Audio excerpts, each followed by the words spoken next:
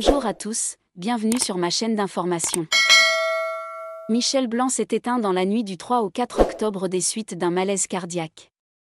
L'ancien membre de la troupe du Splendide avait 72 ans. Bon camarade, il refusait toutefois de tourner dans certains films. Découvrez pourquoi. Les membres de la troupe du Splendide ont le cœur déchiré ce matin comme son épouse, Ramatoulaye Diop, avec qui il partageait sa vie depuis plus de 15 ans. Michel Blanc est mort à l'âge de 72 ans dans la nuit du 3 au 4 octobre des suites d'une crise cardiaque. Si les hommages se multiplient, deux retiennent surtout l'attention, ceux de deux membres de la troupe des Bronzés.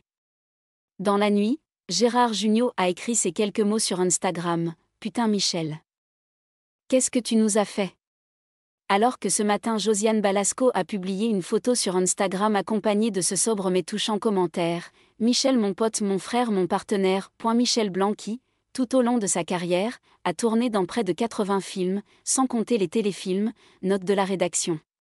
Évidemment, on se souvient de ses rôles dans Les Bronzés, mais Michel Blanc a aussi joué dans Je t'aime moi non plus de Serge Gainsbourg dans les années 1970, dans Ma femme s'appelle revient de Patrice Lecomte, dans Tenue de soirée de Bertrand Blier ou encore dans Les Tuches 4 d'Olivier Barrault. Mais, pour le comédien, hors de question d'accepter tous les rôles.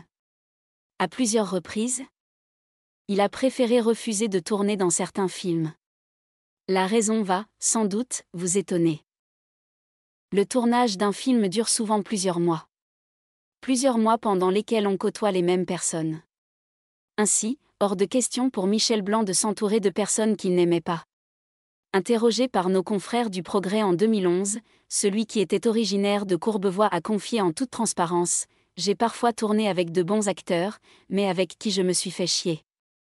Comme je n'enchaîne pas les films, je peux aussi me permettre d'en refuser quand des cons figurent au générique. J'ai une liste de crétins que j'évite, cela me permet de faire ce métier agréablement. » Évidemment, le journaliste qui l'a interviewé a tenté de lui soutirer des noms, mais Michel Blanc a botté en touche: « Je vous donnerai des noms après leur mort. » Malheureusement, il s'en est allé avant.